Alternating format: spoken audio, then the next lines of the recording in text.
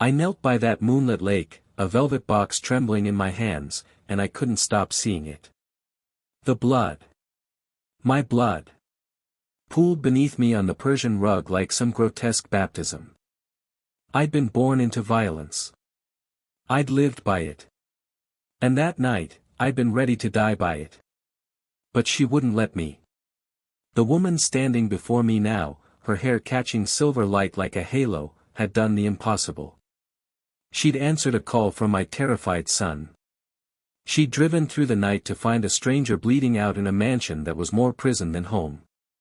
And then, God, how do I even say this, she'd torn herself apart, literally given me a piece of her body, to keep me alive. And now I was asking her to give me forever. This is the story of the night I died, and the woman who forced me to live. Act I, the ordinary world, 0:45 to 3:30, her name was Francisca, and before she became my entire world, she was tired. Not the kind of tired you feel after a long day. The kind that settles into your bones when you've been climbing a mountain so long you've forgotten what flat ground feels like. The old Moonlight Diner had just emptied out. 2:17 a.m. I know because that's the time that changed everything. She slid into a cracked vinyl booth, her uniform reeking of grease and burnt coffee, and pulled out an envelope from her apron.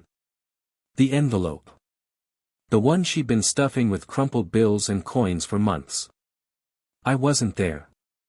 I was across the city, bleeding out while my rivals celebrated.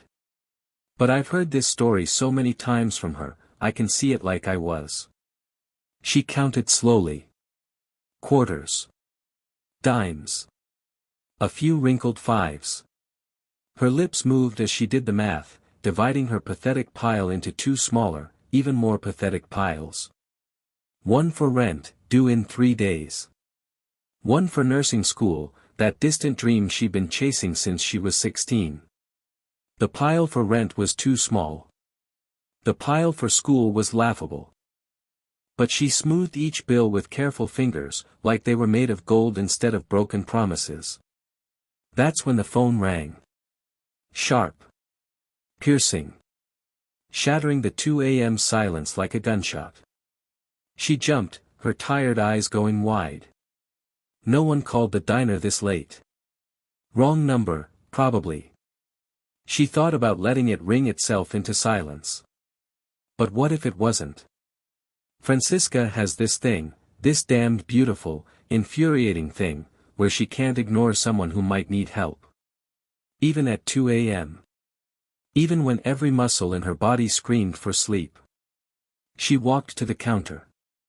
Picked up the receiver. "Hello, Moonlight Diner," she said, and her voice was rough like sandpaper. What she heard on the other end stopped her heart. Not an adult voice. Not a wrong number. The ragged, hitched breathing of a child trying desperately not to cry. Hello, a small voice whispered, and it shattered into pieces halfway through. That was Leo. My son. My entire world. Calling a stranger because I couldn't answer him anymore. ACT2, the call to action, 3:30 to 7 o'clock, "Hi there," Francisca said, and all her exhaustion vanished like smoke. "What's wrong? Are you okay?" My dad," Leo stammered, and the words came out in a terrified rush. "He's on the floor. There's red stuff everywhere. A pool of it. He won't wake up. He won't answer me. Red stuff. A pool of it." Even now, remembering the way my son described the blood I'd spilled, I feel sick. Francisca's grip on that phone turned her knuckles white. She'd been studying nursing textbooks in stolen moments between shifts for 2 years. She knew what "a pool of red stuff" meant. Blood. Too much blood. Someone dying while a child watched. "Please," Leo sobbed, and the word cracked open. "I'm scared." She didn't hesitate. Not for a second. That's what I learned about Francisca later. When someone needs her, everything else disappears. Rent. School. Sleep. Safety. Everything. Okay, sweetie, listen to me, she said, and her voice was steady as stone even though her heart was hammering. What's your name? Leo. Okay, Leo. My name is Francisca. You are being so brave. Can you tell me your address? He recited an address on the north side. The expensive side. The side with gates and security systems and people who didn't work night shifts at diners. Her first instinct was obvious, tell him to call 911. But he was just a little boy, alone with his father dying, probably too panicked to explain properly. What if they were too slow? What if they asked too many questions? What if? She looked back at her booth. At the envelope. At every cent she'd scraped together. And she made a choice that would rewrite both our lives. I'm coming, Leo, she said. I'm coming right now. Don't open the door for anyone else. You understand? Only me. She hung up. Her eyes locked on that money, her future sitting there in neat, desperate little piles. Without thinking, she swept all of it into her apron pocket. Grabbed her jacket. Ran out into the freezing night without even locking the diner door. Her car was a piece of junk held together by duct tape and prayers. But that night, it was a chariot. She drove like the devil himself was chasing her, running red lights, pushing the engine past its limits, Leo's terrified voice looping in her head like a curse. She found the house. Massive. Dark. Surrounded by iron gates that were supposed to keep people like her out. But someone had left the front door unlocked, probably whoever had left me for dead. Leo. It's Francisca, she called into the vast, empty foyer. A small shape darted from the shadows and crashed into her legs, burying his face in her jeans. Messy dark hair. Huge brown eyes drowning in tears. He pointed down the hallway toward the living room, his hand shaking so hard he could barely hold it steady.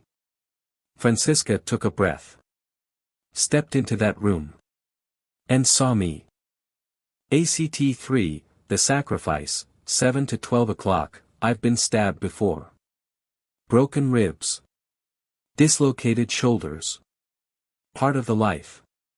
But this was different. This was a message. A slow, brutal message that said, your empire is crumbling, and we're going to watch you bleed out on your expensive rug. They'd gotten me good. Right in the side, deep enough to hit something important. I'd managed to crawl halfway across the living room before the blood loss dropped me. My white shirt was soaked crimson. The Persian rug, imported, cost more than most people's cars, was ruined. Francisca told me later that when she saw me, she thought I was already gone. My skin was gray. My lips were blue. The pool of blood under me was obscene. But she's a fighter. And fighters check for signs of life before they give up. She dropped to her knees, pressed 2 fingers to my neck. And found it, a pulse. Weak. Fluttering like a dying bird. But there. See? Leo whimpered behind her. I told you. She ripped a cushion off the couch, pressed it hard against the wound in my side, using her entire body weight to stop the bleeding. I didn't even flinch. I was too far gone. She needed to get me to a hospital. But her phone was back at the diner, abandoned in her rush. No landline in sight. An ambulance would take too long. There was only one option. What happened next, I still can't fully believe. This woman, 5'4", 120 pounds soaking wet, somehow dragged my 200-pound body across the floor, down the front steps, and into the back seat of her rusted-out car. Leo followed her like a shadow, clutching the hem of her jacket like a lifeline. She drove like a woman possessed. Ran every red light between my house and St. Catherine's Hospital. Kept checking the rearview mirror to make sure I was still breathing. When she pulled up to the emergency room entrance, she was screaming for help before the car even stopped. Orderlies rushed out. Transferred me to a gurney. Wheeled me through those swinging double doors into the bright, sterile belly of the hospital. And Francisca stood there in the parking lot, her clothes soaked with my blood, and realized what she'd just done. The woman at the front desk was polite but firm. Insurance information. Deposit. Payment up front for emergency services. Francisca's hand went to her apron pocket. She pulled out the crumpled, blood-smeared mass of bills and coins. Every shift. Every sore foot. Every dream. She pushed it all across the counter. "This is all I have," she whispered. "Please help him." The woman took the money. It wasn't enough. It wasn't even close. But it was a start, and the hospital couldn't turn away a dying man. Francisca sat down in a plastic chair in the waiting room. Leo climbed into her lap and fell into an exhausted sleep, his face still wet with tears. She had no money. Her clothes were ruined.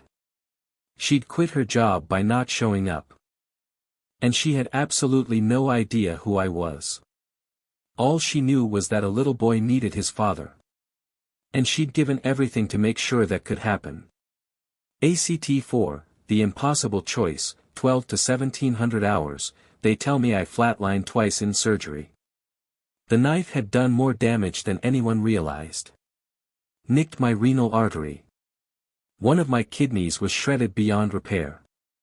When the doctor came out to talk to Francisca, his face was grim. "He's stable for now," he said. "But he's lost tremendous blood, and one of his kidneys is beyond saving. We'll have to remove it." Francisca nodded, numb. "He'll be okay though, right? People live with one kidney." The doctor hesitated. And that hesitation told her everything. "The other kidney is compromised from the trauma and blood loss. It's not strong enough to handle the full workload alone. He'll need a transplant." Without one. He didn't finish. He didn't have to. A transplant. That meant donors. Waiting lists. Time he didn't have. "How do you find a donor?" she asked. "We test family first. But according to the boy, there's no mother in the picture. No relatives listed. We'll put him on the registry, but I have to be honest, time is not on his side." Francisca looked at Leo, asleep in the chair beside her, his small face peaceful in a way it hadn't been for hours. And she made the most insane decision of her life. "Test me," she said. The doctor blinked. "I'm sorry. Test me. For the donation. See if I'm a match." "Miss, that's highly irregular. You're not family. The chances are astronomically, please," she said, and it was barely more than a breath. "Just test me." He couldn't say no to that kind of desperate conviction. They took her blood. Ran the tissue typing. The cross-match. The full panel. She signed forms she didn't understand, her hand trembling with exhaustion and adrenaline. She'd already given her money. Now she was offering her body. A piece of herself. For a stranger. 2 days later, the doctor found her in the waiting room, where she'd barely left except to get Leo food from the vending machine. His face was pale. Shocked. "I don't know how to explain this," he said slowly. "Miss Francisca, you're a match. Not just compatible. A perfect tissue match. 6 out of 6 antigens. It's as if you were a sibling." The world tilted. A perfect match. The odds were 1 in 100,000. It shouldn't have been possible. Francisca wasn't my sister. She was a stranger who'd answered a phone call and decided to care. But somewhere, in the machinery of the universe, something had aligned. Fate. Destiny. God. Whatever you want to call it. She was the miracle I didn't deserve. The surgery was scheduled for the next morning. That night, Francisca sat in the dark hospital room they'd given her, staring at the ceiling, terrified. This wasn't money. This was permanent. A piece of her body, gone forever. The risks were real. The pain would be substantial. And there was no going back. But then she thought of Leo's face. The way he'd clung to her. The way he'd called her a hero. And she thought of me, a man she didn't know, who might have a little boy counting on him. He deserves to live, she whispered to the empty room. And that was that. ACTV, The Awakening, 17 to 2100 hours, I woke up 3 days after the transplant. The first thing I felt was pain, deep, dull, like someone had carved me open and rearranged my insides. Which, I suppose, they had. The second thing I saw was Leo. He was perched on the edge of my hospital bed, his face split by the widest smile I'd ever seen. "Papa," he cried. "You're awake. The doctor said you might wake up today." I tried to speak, but my throat was sandpaper. Leo grabbed a cup of water, helped me sip through a straw. Slowly, the fog cleared. What happened? I managed. And Leo told me everything. The words spilled out in a rush, how he'd called the diner because it was the only number he could remember from the takeout menu, how a lady named Francisca had come in the middle of the night, how she'd driven me to the hospital, how she'd given the doctors all her money, how she'd given me her kidney. I didn't understand at first. Couldn't process it. Someone had given me a kidney. A stranger? Where is she? I rasped. Right here. I turned my head, and that's when I saw her for the first time while conscious. She was in a wheelchair, her own hospital gown matching mine. Dark hair pulled back. Tired eyes. A soft, careful smile. She looked small. Fragile. But her eyes were steady. This woman had dismantled her entire life to save mine. I tried to speak. Tried to find words big enough for what she'd done. There were none. The English language had no words large enough. So I did something I hadn't done since I was a child. I cried. Slow tears, hot and heavy, sliding down my face. I didn't try to stop them. Didn't try to hide them. I just looked at her and let her see me, completely vulnerable, completely broken, completely humbled. "Francisca," I whispered, and saying her name felt sacred. She wheeled closer. I reached out my hand, shaking from weakness and emotion. She met me halfway, sliding her small, warm hand into mine. And I felt it. The connection. Like a circuit closing. Like two halves of something finding each other. She'd given me her kidney. A piece of her body was inside me now, filtering my blood, keeping me alive. We were bound together in the most literal way possible. But more than that, she'd given me hope. She'd shown me that people could be good, selfless, heroic for no reason except that it was right. I'd spent my life in a world where everything had a price. Where loyalty was bought, fear was currency, and love was a weakness to exploit. She'd shattered that world by giving me everything and asking for nothing. "Thank you," I said, and the words were pathetically inadequate. But they were all I had. She smiled. "You're welcome." And I knew, lying there in that hospital bed, forever linked to her by blood and tissue and an act of pure love, that my life had just changed forever. She'd saved me. And now, I was going to spend the rest of my life making sure she never regretted it. ACT 6, The Recovery, 21:00-25:00, the safe house was my idea. After what happened, staying in the city wasn't safe for any of us. Whoever had come for me would come again. And I wouldn't, risk Leo. Or Francisca. So I took them to the mountains. A lodge I'd bought years ago as a backup, a place no one knew about. It was beautiful, all logs and glass and windows that looked out over a blue lake surrounded by pine trees. Peaceful in a way my life had never been. The weeks of recovery were strange. Slow. We healed side by side, our bodies knitting themselves back together. The scars on our sides, his on his, hers on hers, were permanent reminders of what we'd been through.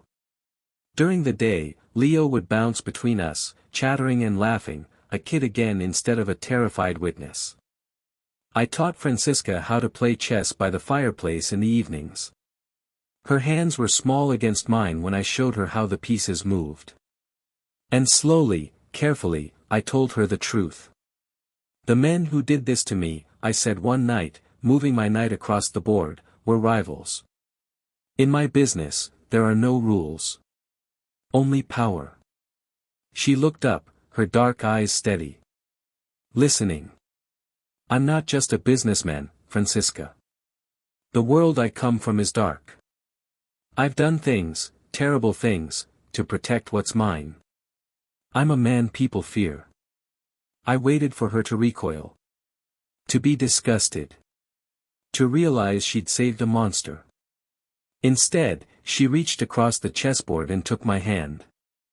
I understand, she said quietly. And somehow, I believed her. She didn't flinch from my darkness. She just held my hand and stayed. That's when I realized I loved her. Not because she'd saved my life. Not because I owed her. But because she looked at me, really looked, at all my scars and sins and shadows, and chose to stay anyway. I didn't just want to pay her back. I wanted to build a life with her. The dream you had, I told her one morning on the porch, watching the sunrise paint the lake gold, climbing that mountain one penny at a time, I want to put you at the summit. Not because you need me to. Because I get to watch you shine. She enrolled in nursing school the next month. I paid for everything, tuition, books, a car that didn't sound like it was dying. Not to buy her loyalty. But because her dream mattered, and I could make it real. Our love didn't explode. It unfolded. Slowly. Carefully. In the way she'd brush past me in the hallway and my hand would catch hers for just a second. In the way I'd pull her into my arms for no reason, just to feel her there, real and warm and mine. In the long, deep kisses we'd share under the stars, promises made without words. She was the light I didn't know I needed. And I was the safety she'd never had. ACT 7, The Proposal, 25:00-28:30, the lake at night was a black mirror, reflecting 1,000 stars. Leo was asleep inside, safe and happy in a way he'd never been in the city. And I was standing on the dock with Francisca, her hand in mine, trying to find the courage to ask the question that had been burning in my chest for weeks. Francisca, I said, turning to face her. The moonlight made her glow. You gave me your kidney. A piece of yourself will be with me for as long as I draw breath. I brought her hand to my lips, kissed her palm, felt her shiver. But you gave me more than that. You gave a father back to his son. You showed me that love isn't about power or fear. It's about sacrifice. It's about choosing someone, even when it costs you everything. I pulled the velvet box from my pocket. Opened it. The ring inside caught the starlight and threw it back in tiny sparks. My life is yours, I said, and my voice cracked. My heart is yours. They were yours from the moment you walked into my house and refused to let me go. Stay with me. Be my wife. Let us be a family. Tears streamed down her face. Beautiful. Unashamed. Yes, she breathed.